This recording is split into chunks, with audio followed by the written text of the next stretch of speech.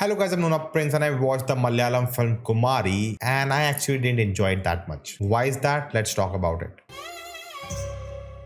I have my reasons for it which I'll share in this video, but what are your reasons for liking it or disliking it? Let me know in the comments. There will be spoilers in this video, so if you have seen the movie then only continue watching. Now when the film came out in theaters, I got a lot of messages that it's a theater experience, go watch it, but it didn't release near me. And I can totally understand that sentiment because the best part of the film is the background music and the visuals. Outstanding, especially the light shots, the production design, the costume, the VFX, because at a lot of places I'm not sure is this VFX or practical, and even if it was practical, it was done amazingly. The makeup and the prosthetics for the demigods and for that old man in the attic, the performances were good throughout, but Tom Chacko shined the most. You see what I did there?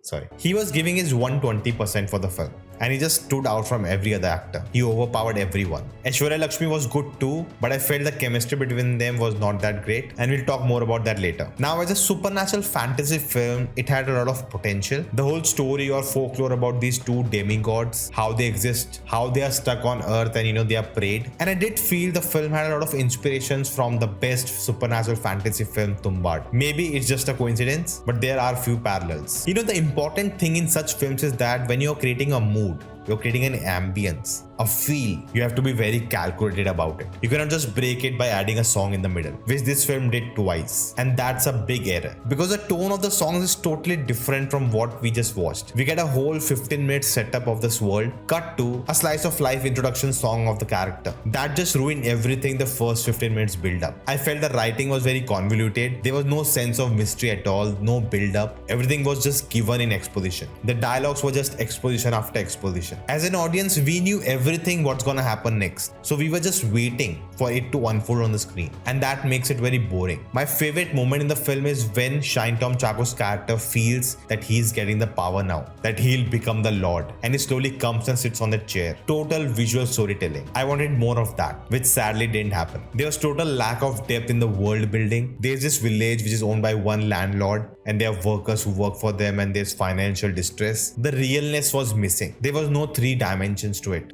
The mystery of the demigods, you hold on to it. You build it up slowly. You keep teasing on it until the final reveal. But in the film, we see it so often that by the end in the climax, it doesn't have that impact. There's no thrill left at all. And that's what happened. I was so not interested in the film. I didn't care about the characters.